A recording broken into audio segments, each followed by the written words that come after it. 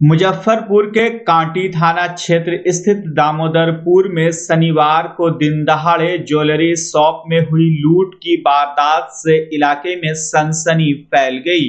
Bike सवार 3 बदमाश ग्राहक बनकर दुकान में घुसे और देखते ही देखते हथियार निकालकर करीब 2 लाख रुपये मूल्य के सोने चांदी के आभूषण लूट लिए। पूरी घटना दुकान में लगे सीसीटीवी कैमरे में कैद हो गई है। जानकारी के अनुसार बदमाशों ने हथियार के बल पर दुकानदार धर्मेंद्र को डराने की कोशिश की, लेकिन उन्होंने साहस दिखाते हुए अपराधियों का विरोध किया। इस दौरान बदमाशों ने पिस्टल के बट से हमला कर उन्हें घायल कर दिया। लूटपाट के बाद जब अपराधी भागने लगे तो स्थानीय लोगों ने पीछा कर एक बदमाश को दबोच लिया और उसकी जमकर पिटाई कर दी, जबकि उसके साथी फरार हो गए। डीएसपी सुचिता कुमारी ने बताया कि एक आरोपी को गिरफ्तार कर लिया गया है। पुलिस ने अपराधियों की बाइक भी बरामद की है और फरार बदमाशों की तलाश में छापेमारी जारी है। हम लोग कस्टमर से डीलिंग कर रहे थे, वो डील हो जाने के बाद कस्टमर बैठा, उसके बाद 4 आदमी आया, मुंह बांधे हुआ था। उसके बाद आया, सीधे कहता है कि ये तिजोरी का चाबी खोलो, तिजोरी खोलो। हम इन्ने उन्ने करने लगे, जब नहीं खोले तो हमको फायरिंग किया तो उसका गोली गिर गया। उसके बाद उसके कुंडी से मारा, सर फाड़ दिया। उसके बाद हम बोले कि हम देखें कि अब 4 आदमी है, ये छोड़ेगा नहीं। हम कहे तिजोरी खुला हुआ है, ले लीजिए। तो वो अपना पूरा सामान जितना कोचाया, सोना का सारा सामान ले लिया, जितना चांदी का सामान कोचाया सब कोच काँच के, और वो भागा। रास्ते में पूरा गिरते रहा। जब हम देखे कि सब मेरा चलिए गया हुआ है तो अब मरेंगे चाहे जिएंगे, वो के पकड़ लेते हैं। तो वो के पकड़ लिए कूद के। कितना लमसम में चोरी हुआ होगा अंदाज में? अब अंदाज हम बैठते हैं तो बताते हैं। अब हम तिजोरी देखबे नहीं किए हैं। सब नकाब 4 आदमी के। सब रहा होगा 30, 35, 40 के बीच में। 25-30। कौन बाइक से आया था? अपाची था, अपाची गाड़ी पकड़ा गया हुआ। 2 बाइक से आया था। हाँ, सब फायरिंग किया, लेकिन सबका गोली गिर जा रहा था। फायरिंग किया था? 2 राउंड फायरिंग किया था, 2 राउंड चलते हुए में किया।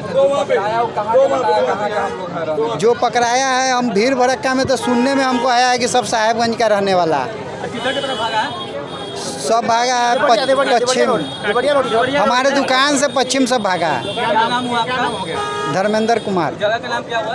दामोदरपुर क्षेत्र में एक आम्रपाली ज्वेलर्स में लूट की घटना हुई है। हम लोग सेंट्रल बैंक के सामने आम्रपाली ज्वेलर्स में लूट की घटना हुई है। हम लोग अग्रतर कार्रवाई कर रहे हैं। मैडम, इसमें हाँ, गोली भी चला है। पिस्टल के बट से जो है माथे पे मारा है। ज्वेलर्स के जो मालिक है उसको, तो वो घायल है।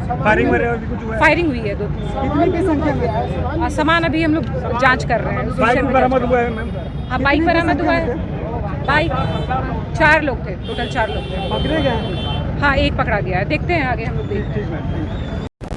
कांटी थाना क्षेत्र में दामोदरपुर में एक ये आम्रपाली ज्वेलर्स है। 3 बजे के आसपास यहाँ 4 अज्ञात अपराध कर्मियों के द्वारा जो लूटपाट की घटना को अंजाम दिया गया है और जो दुकानदार हैं उन्हें भी पिस्टल के बट से जख्मी किया गया है। तो उनका भी बयान लिया जा रहा है और घटना के संदर्भ में डिटेल जानकारी प्राप्त की जा रही है। आगे की एफएसएल की टीम को भी यहाँ बुलाया गया है। इसमें एक अभियुक्त जो है सो पकड़े भी गए हैं, तो उनसे भी गहन पूछताछ हो रही है। आगे कार्रवाई। कितने आदमी से आए? अभी डिटेल्स हम लोग ले ही रहे हैं। तो आंकड़ा लग पाया कितने की? अभी क्योंकि जो कंप्लेनेंट हैं वो भी हॉस्पिटल में है, मैं उनसे पूछताछ करने जा रहा हूँ, तो थोड़ा समय चाहिए। जानकारी हासिल करने के बाद मैं आप लोगों के साथ साझा करूँगा। भागलपुर के विक्रमशिला सेतु पर बनाए गए बेली ब्रिज का शनिवार को जिलाधिकारी डॉक्टर नवल किशोर चौधरी ने अधिकारियों के साथ निरीक्षण किया। इस दौरान उन्होंने बेली ब्रिज पर वाहनों के परिचालन, सुरक्षा व्यवस्था और यात्रियों को उपलब्ध कराई जा रही सुविधाओं का जायजा लिया।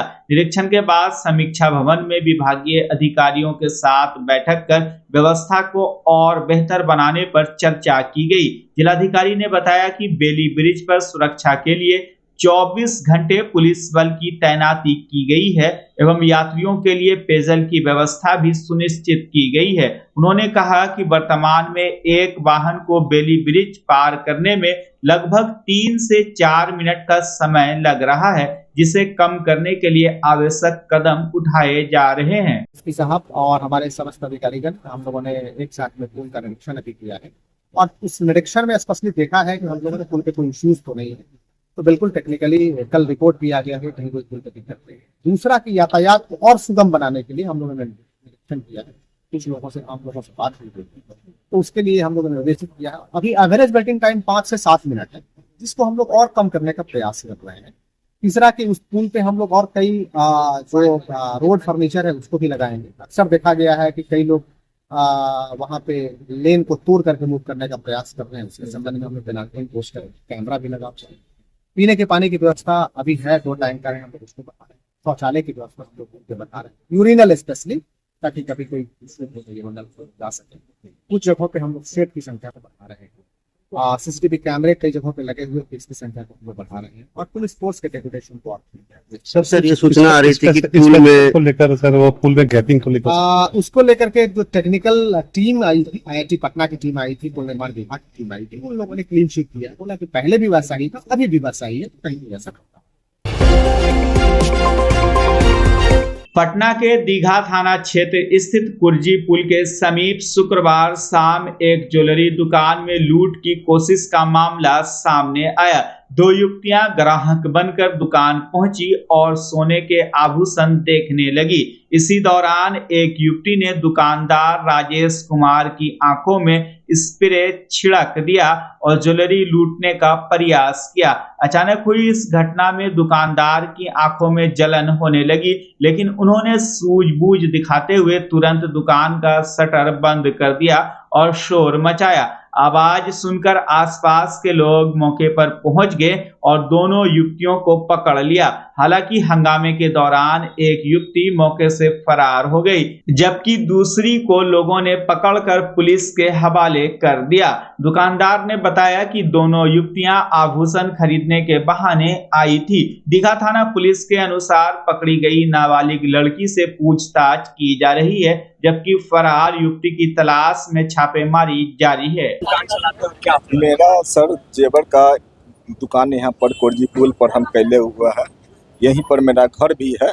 और यहाँ पर 4 साढ़े 4 बजे के करीब 2 लड़की आई, टॉप्स दिखाने के छेका के लिए, बोले कि गिफ्ट देना है, टॉप्स हमको दिखाइए। हम टॉप्स जैसे ही दिखाने लगे, देखते देखते उसके बाद में फिर रिंग मांगी, हम डब्बा हटाने लगे। उसके बाद में पुलिस की रहने दीजिए, यहीं पर टॉप्स अंगूठी का डब्बा दीजिए। फिर भी हम हटाने लगे, उतने देर में स्प्रे निकाला, मुंह पर मार दिया। मार करके और उसके बाद में हम तो एकदम मिर्चाई लहरे लगा, हम एकदम बेचैन होने लगा। उतना देर में हमको अनुभव हो गया कि लगता है ये सब लूट पाट करके लेके भाग जाएगा, हम बेहोश होकर गिर जाएंगे। उसके बाद में हम गेट खोल करके और सब सामान छोड़ करके हम बाहर भागे तो यहाँ के लोग, स्थानीय लोग सब जुट गए तो लड़की पकड़ा गई है। उसके बाद में दीघा थाना भी पुलिस आई है, वो लड़की को लेके गई है। एक लड़की पकड़ाई है, एक लड़की फरार है। कुल कितनी लड़कियां? 2 लड़की घुसी थी। क्या उम्र रही है? वही 16-17 साल की होगी। क्या लगता है अगर आप पहल नहीं करते तो बड़ी घटना होगी? हाँ, वो तो मेरा सब सामान लेके भाग जाता है। यहाँ के लोग नहीं जुड़ता तो मेरा सब सामान लेके भाग जाता है। क्या नाम हुआ आपका? राजेश कुमार। आज शाम 5:30 बजे कुर्जी पुल के पास माँ वैष्णो ज्वेलर्स की दुकान है, वहाँ सूचना मिली कि 2 लड़कियाँ स्प्रे छीट करके कुछ सोने के ज्वेलर्स है उसको लेकर के भागने के प्रयास में थी। तो स्थानीय लोगों के सहयोग से एक बच्ची को पकड़ा गया था, दूसरे बच्ची निकलने का प्रयास की थी। आगे हम लोग उससे पूछताछ कर अग्रिम कार्रवाई कर रहे हैं। बक्सर जिले के डुमरांव थाना क्षेत्र से 120 फीट ऊंचे मोबाइल टावर की चोरी का हैरान करने वाला मामला सामने आया है। घटना का खुलासा तब हुआ जब GTL इंफ्रास्ट्रक्चर लिमिटेड के अधिकारी बंद पड़े टावर के निरीक्षण और मरम्मत के लिए मौके पर पहुंचे। वहां पहुंचने पर उन्होंने देखा कि पूरा टावर ही गायब है। टावर के साथ 15 kVA का जनरेटर और अन्य दूर संचार उपकरण भी चोरी कर लिए गए हैं। जानकारी के अनुसार यह टावर डुमरांव के वार्ड संख्या 18 में हरेनाथ यादव की जमीन पर स्थापित था और कई वर्षों से तकनीकी कारणों से बंद पड़ा था।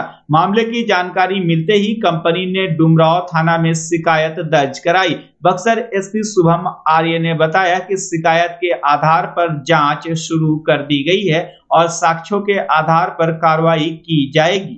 पुलिस के द्वारा क्या कार्रवाई हो रही है?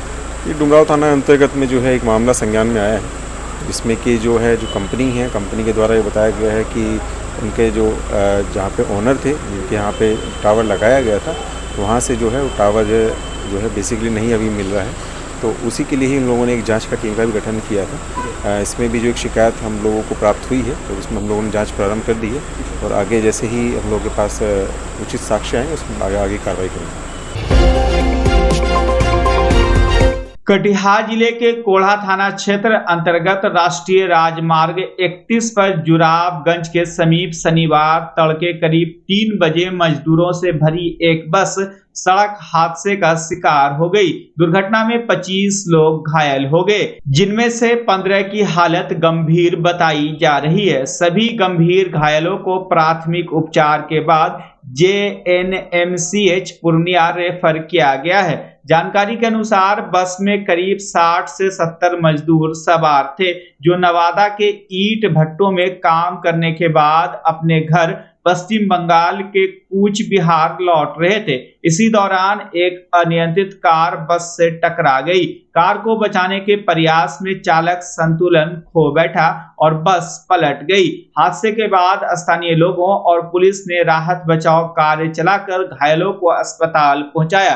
पुलिस मामले की जांच में जुटी है। आ रहे थे आप लोग? भट्टा से काम करके? जा कहाँ रहे थे? बंगाल अपना घर जा रहे थे। तो कितने लोग सवार थे बस पे? 70-80 सवार थे। तो सभी घायल हैं। अभी कहाँ पर हैं? अभी कहाँ पर पहुँचे हैं? अस्पताल। क्या नाम हुआ आपका? क्या नाम हुआ आपका? कृष्णा दास। बस कहाँ से लेके आ रहे थे? नवादा से। कहाँ जा रहे थे? दिनाटा। कितने पैसेंजर थे बस पे सवार? 60 के आसपास। कैसे हुआ ये सड़क दुर्घटना? हमारा तरह का कार वाला घुस दिया। ठीक। तो कार को बचाने में सड़क पर ही पलट गया बस। वहाँ से काम करके आ रहे थे ईंट भट्टे से। ठीक। हम घर जाएंगे अब रास्ते में दुर्घटना हो गई। कितने लेबर सवार थे बस पे? इस पे कम से कम 70-80 आदमी थे। 80 आदमी सवार थे। अच्छा, ये बस कहाँ से आ रहा था? बारसिलीगंज से आ रहा था। नवादा जिला से। क्या काम करके आ रहे थे वहाँ से? ईंट भट्टे के काम से। फिर घर कहाँ जा रहे थे? कूच बिहार जिला। बच्चा जब जन्म लेता है तो कई बार बच्चा तुरंत नहीं रोता है, रोने में देर हो जाता है। ऐसे में बच्चा क्षतिग्रस्त हो जाता है और उसके बचने की संभावना कम हो जाती है। और यदि बचा तो भविष्य में उसमें विकलांगता की समस्या आती है, जिसे CP कहते हैं, जिसका कोई माकूल इलाज नहीं है और ज़िंदगी भर बच्चा विकलांगता से जूझ सकता है। ऐसे में पूरे संसार में कूलिंग थेरेपी का सहारा लिया जाता है। जन्म से ठीक 6 घंटा के अंदर यदि उसको कूलिंग थेरेपी दिया जाए तो उससे उसका CP की समस्या कम होती है और बचने की भी संभावना बढ़ती है। पहली बार बिहार झारखंड में आपके शहर के स्नेह नवजात शिशु बाल सेवा केंद्र में यह मशीन उपलब्ध है। कभी भी ऐसी बात हो कि बच्चा रोने में विलम्ब हो गया तो आप स्नेह नवजात शिशु बाल सेवा केंद्र में जरूर संपर्क करें।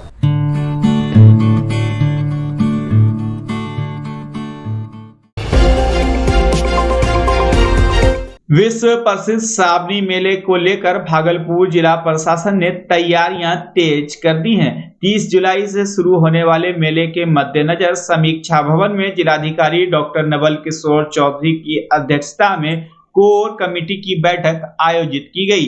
बैठक में श्रद्धालुओं की सुविधा, सुरक्षा और मेले के सुचारू संचालन को लेकर विस्तृत चर्चा हुई। जिलाधिकारी ने बताया कि श्रावणी मेला में देश विदेश से बड़ी संख्या में श्रद्धालु सुल्तानगंज पहुंचकर कांवड़ यात्रा करते हैं। इस बार मेले की मॉनिटरिंग स्वयं मुख्यमंत्री स्तर से की जा रही है। प्रशासन द्वारा पेयजल, स्वास्थ्य, सुरक्षा, साफ सफाई और अन्य मूलभूत सुविधाओं को बेहतर बनाने पर विशेष जोर दिया जा रहा है। अधिकारियों को आवश्यक जिम्मेदारियां सौंप दी गई है ताकि मेला शांतिपूर्ण और व्यवस्थित ढंग से संपन्न हो सके।